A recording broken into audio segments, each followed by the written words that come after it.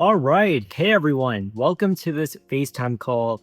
Today's, whole concept of this video is where I'm just talking to you guys, answering a lot of the questions that you guys have been sending me over the past few years on YouTube. Some of them are personal questions. Some of them are related to Apple and iPads and productivity. So today I just thought, why not do a video where I just kind of answer all of that, something super casual, super fun, and super personal at the same time.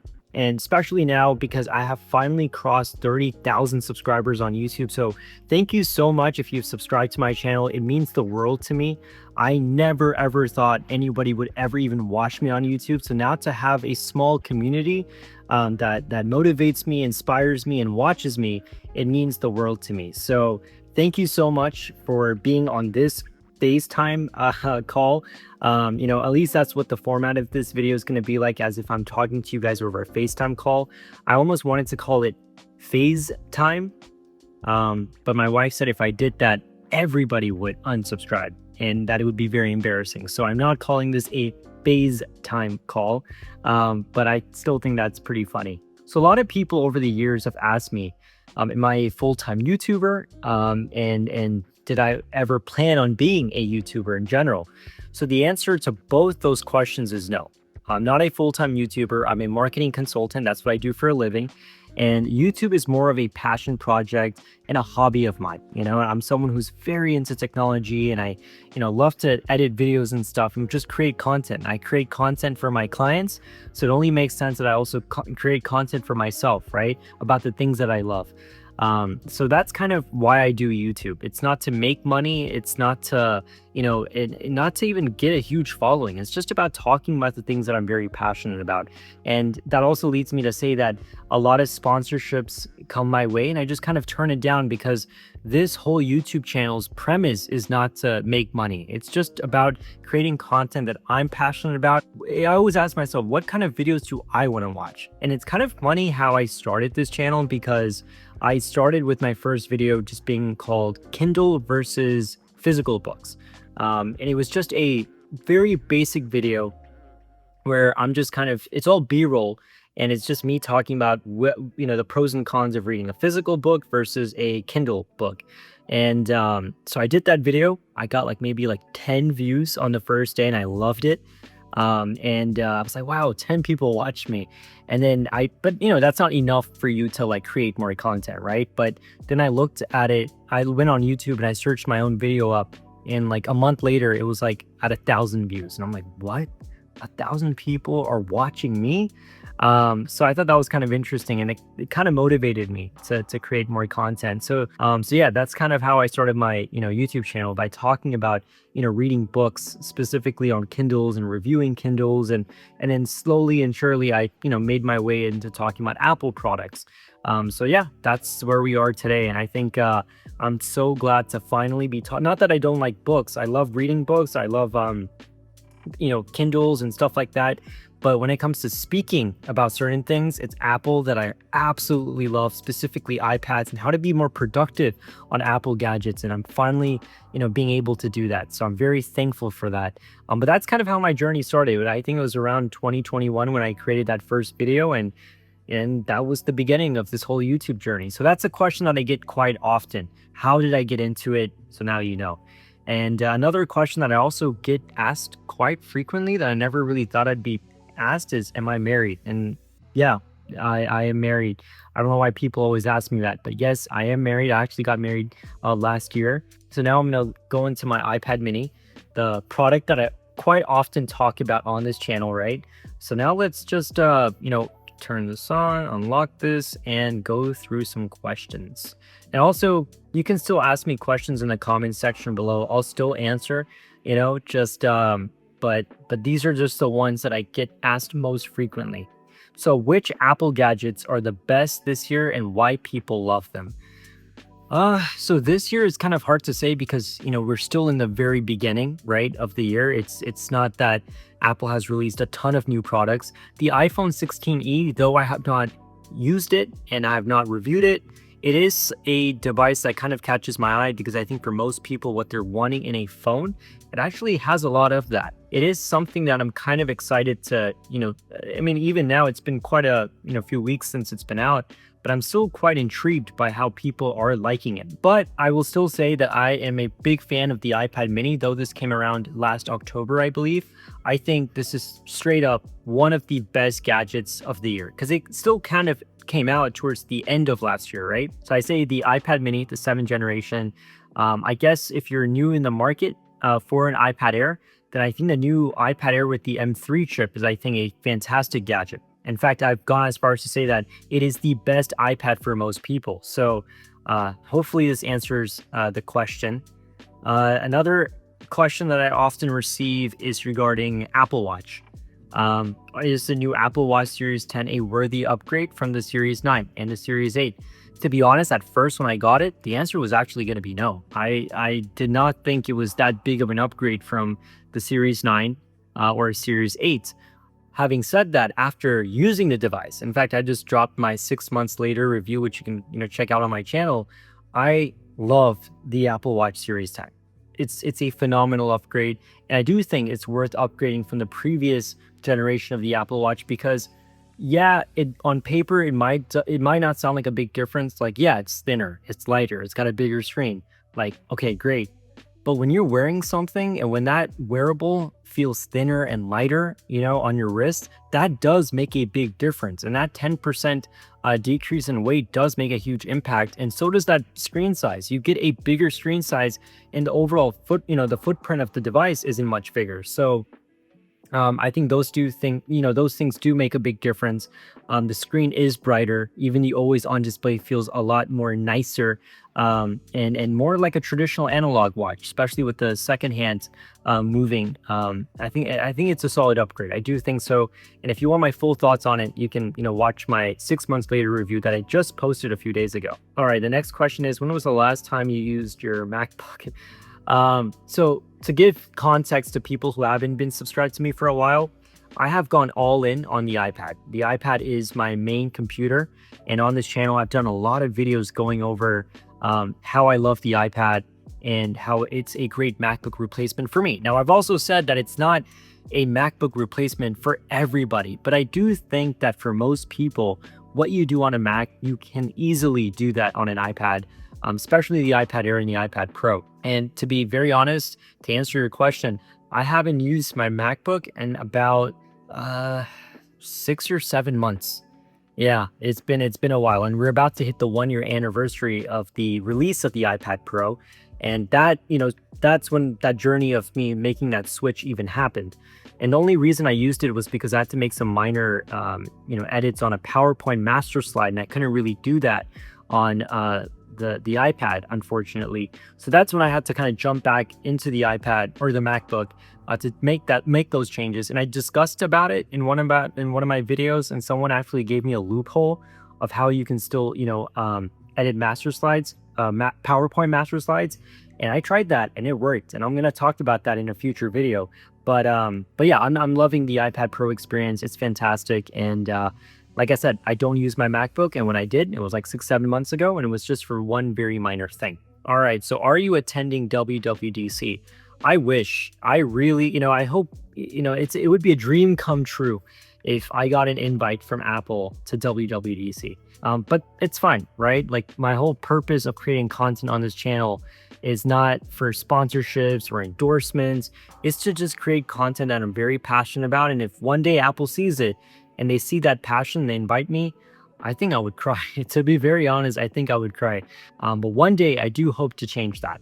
All right, so which Apple device is the best pick for making content in 2025? To be honest, I think, you can create some great content on the iPhone. A lot of people feel like they need a high-end camera to record some great video. And the answer to that is, yeah, you probably, if you do want to go long-term with YouTube, quality does matter. But I feel like you don't need to, wait to, buy that super expensive camera and start recording videos, because you can do that today. You can get a nice iPhone. To be honest, any of the iPhones in the lineup right now are fantastic. Obviously, if you go for the Pro series, you get some great advantages with the camera, with the 3 lenses, right? But any of the cameras that are in the market right now on the iPhone are phenomenal. So I would say the iPhone is an essential must-have, right? And obviously, when you film the videos, you need something to edit them on, right? Now, obviously, if you're filming short form content, yes, you could edit them on the iPhone directly. I like to have a nice large canvas to work on. So even if I just did short form content, I would still want an iPad. And I like the iPad Air and the iPad Pro to edit because, with the Magic Keyboard, you've got that trackpad, you've got your keys, you've got your shortcuts. And then also, the larger screen makes a huge difference to edit, videos on. So I would say get yourself an iPad. Doesn't have to be the iPad Pro. It can even be the iPad Air. And to be honest, it could even be the 11th generation iPad with the keyboard. And also, I would say get a mic. You don't need to be super fancy and get yourself a really nice high-end mic. And that's me saying if you want to start off creating content.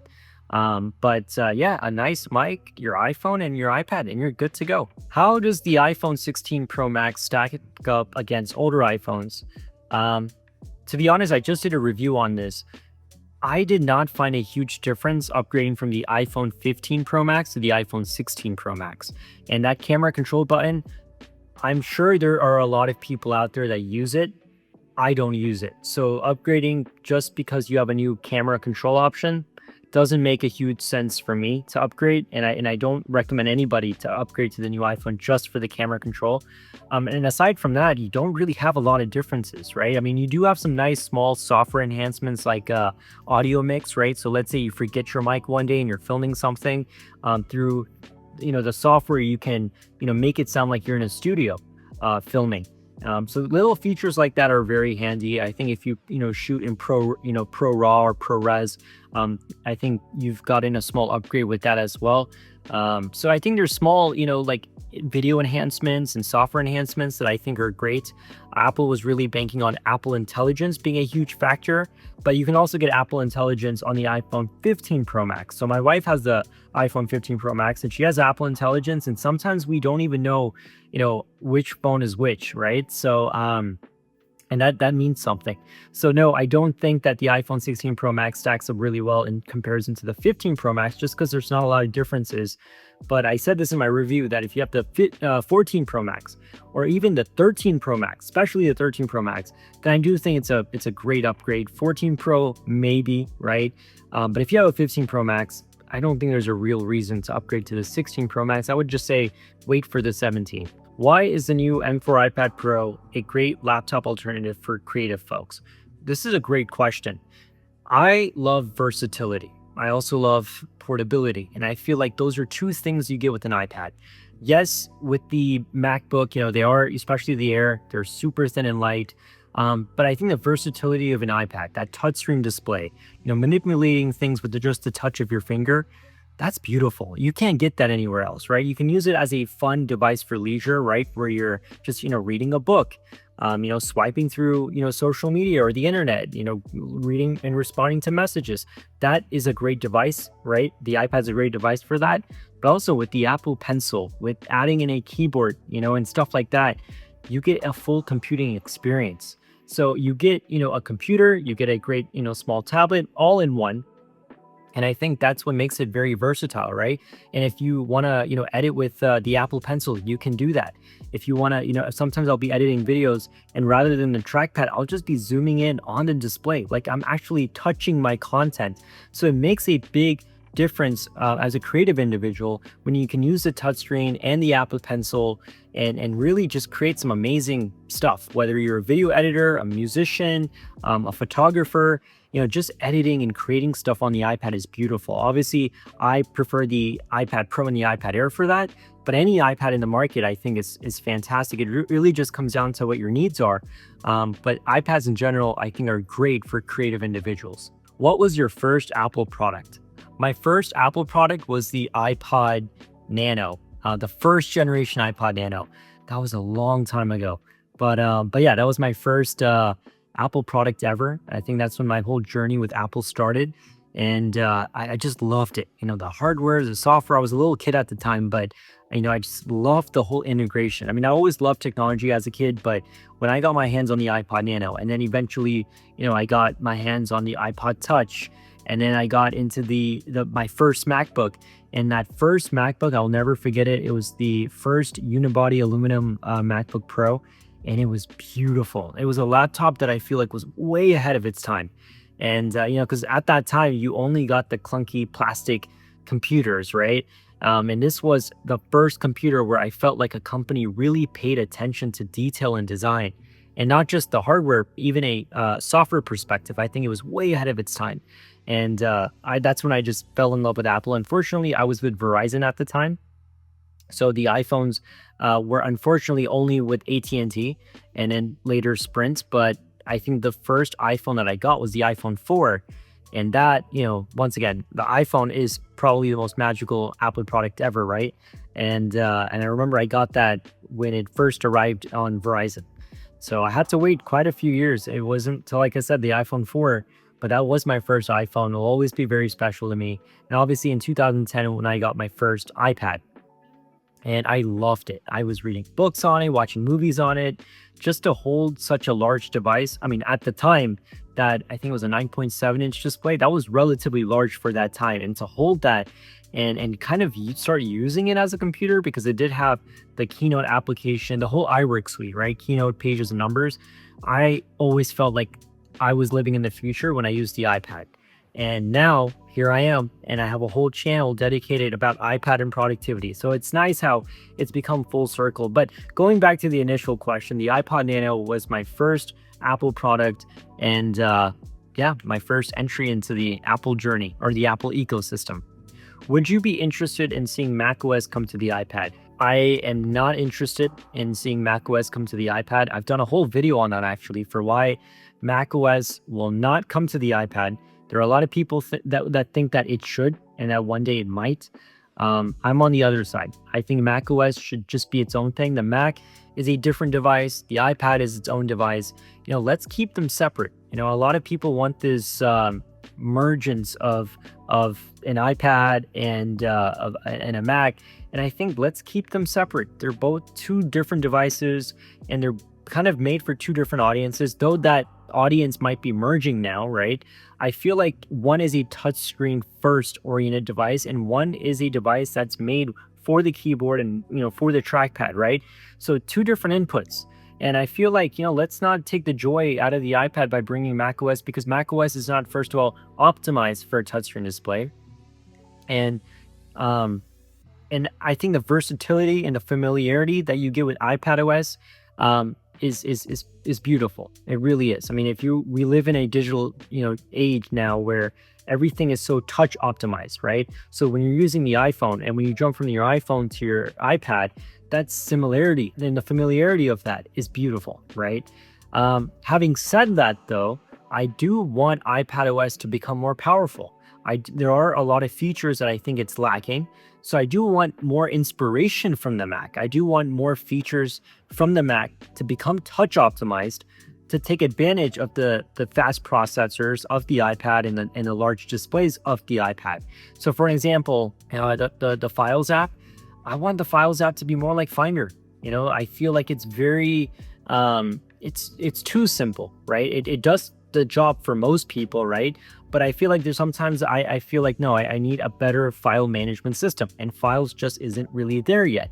I always have to find loopholes to make Files a faster, or not faster, but a stronger application, right? So I really want Apple to focus on a better file management application similar to Finder. I also want Apple to, bring the Vision Pro feature of how you can use the Vision Pro with the Mac with the extended display feature. I want them to bring that to the iPad, because I am someone who uses the iPad as their main computer, and I have the Vision Pro, but I can't use that cool feature. And if I can use an iPad Pro with an extended monitor, it only makes sense to have a feature like that virtually with the Vision Pro. So that's another thing. I also want better, multitasking capabilities. So there are certain things that I do want. And it's not just me. A lot of people in the iPad community want that as well. But that doesn't necessarily mean you just, drag macOS onto, the iPad. Be inspired by it. I think, Mac has been very inspired by iPad and, iPhone, and they've brought in certain features like widgets, for example, on the desktop for Macs. So why can't they, bring certain features on a Mac onto the iPad. So that's my take on it. I don't think macOS needs to be on it. macOS works really well with the keyboard and trackpad. iPad, I love the touchscreen optimized iPad OS, but let's just make it better, and let's just have it take better advantage of the M series chips. Do you still use your Kindle? Honestly, no, I don't. I actually gave the Kindle to my wife. I've gone all in on the iPad mini. I mean, this is a great device for me to be, reading messages, looking through, social media stuff and reading books. Like, this is my ultimate content consumption device. And I don't want, one device to be just for reading books, one for playing games and watching movies, and another to do. I don't want, a ton of devices. When I travel, this is what I travel with. I have this really nice screen protector from Mothka, and I have it in the link in the description below. And this screen protector basically kind of gives you that similar anti-glare display that the Kindles have, right? So when you're reading, you don't get that glare. It's more of a matte finish, and it is tempered glass. It also protects your screen very well. And no, I have not used my Kindle. I have reviewed Kindles. The new Kindle Paperwhite was sent to me, and I did a full review on that. And I love it. I think it's a great e-reader. But I've gone all in on the iPad, and there's no looking back. I love it. Even when I was reviewing the Kindle, I was like, this is a great e-reader, but that's it. It can only allow you to read books. This allows me to do a lot more than ever before, right? And I'm not really worried about battery life. This does last me a few days. So to answer your question, no, I don't use the Kindle because the iPad mini has totally replaced that for me. What device are you most excited for in 2025? The iPhone 17 Air, to be very honest. I think that is a device that I wasn't super excited when I first heard about the rumors and stuff, because I'm like, okay, great. I've always been a Pro Max iPhone user, and here we're getting a thinner and lighter iPhone. Great. Who's asking for that? But now, over the past months, I have realized that you're still going to get a promotion display. You're going to get an always-on display. You're going to get the main camera, though it's going to be one camera, it's going to be the same camera that's on the Pro and Pro Max.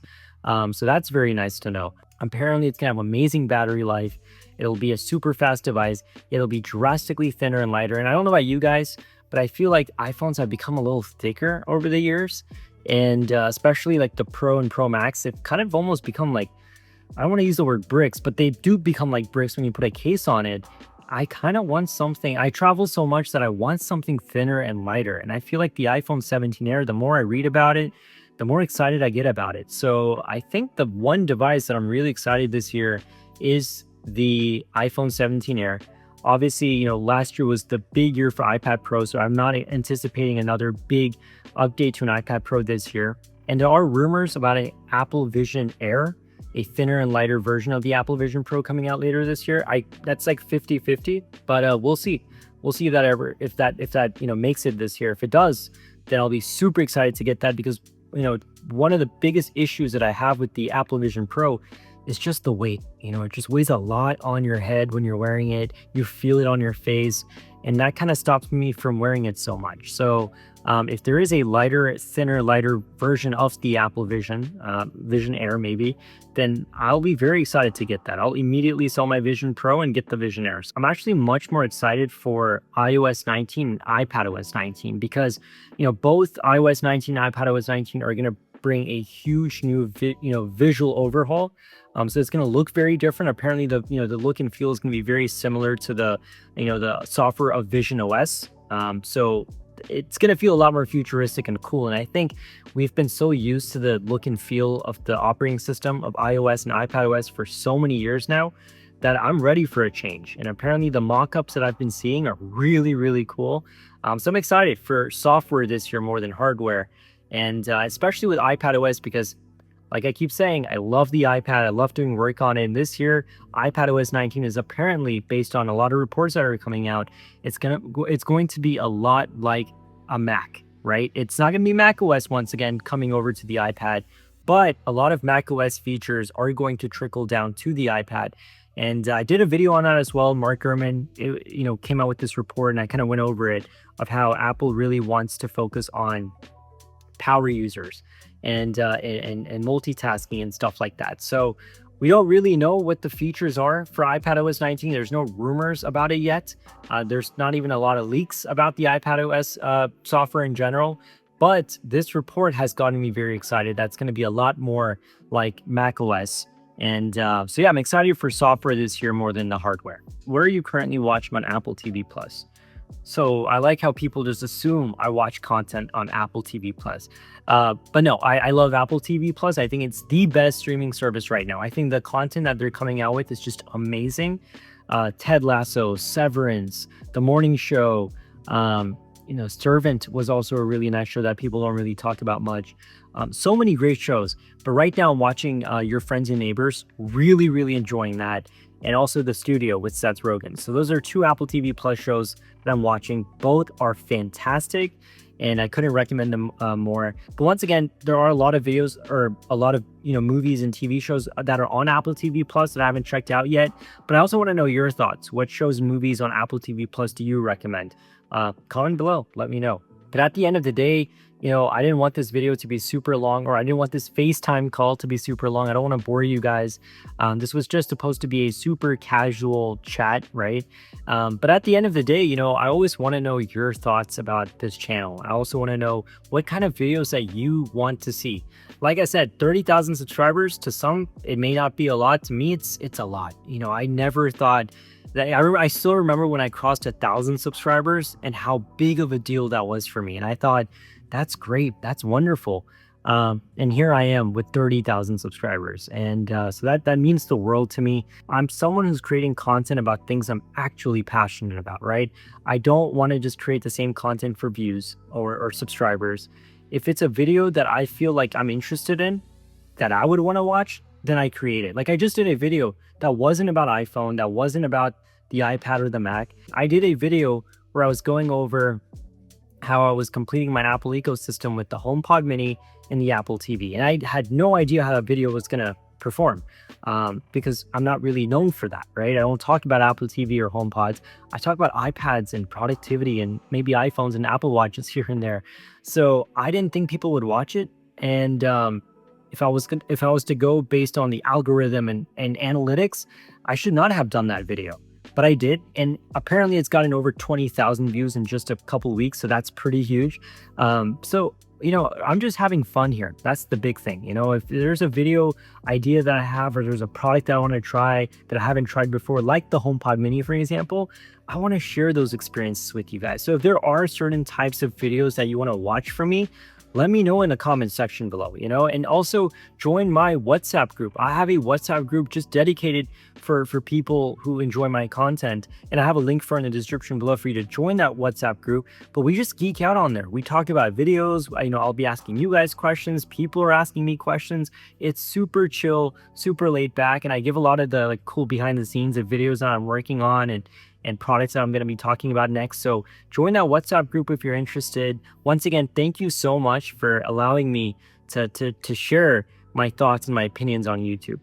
Because you guys are enjoying my content and people are seeing it, it's allowing me to grow. It's motivating me. It's inspiring me. And so stay tuned because I'm working on some incredible videos. WWDC is also just like a month or so away, right? So I'm going to be covering iPadOS 19, iOS 19. So some great software videos are also in the works as well. But if you haven't already done so, hit that subscribe button. A lot of people watch my videos and they don't hit the subscribe button. I can see that on the YouTube Studio app. So you may be watching my videos and you just may not have hit that subscribe button. So please do hit that subscribe button. And if you're new to my channel, subscribe, please. It helps me out more than you could imagine. And also I will be doing a live stream for WWDC. So you can ask me questions live, right? And I'll be responding to you, and we can be geeking out about Apple and WWDC and software together. So stay tuned for that live stream. Super excited about that. Subscribe to my channel if you haven't already done so, and I'll see you next time.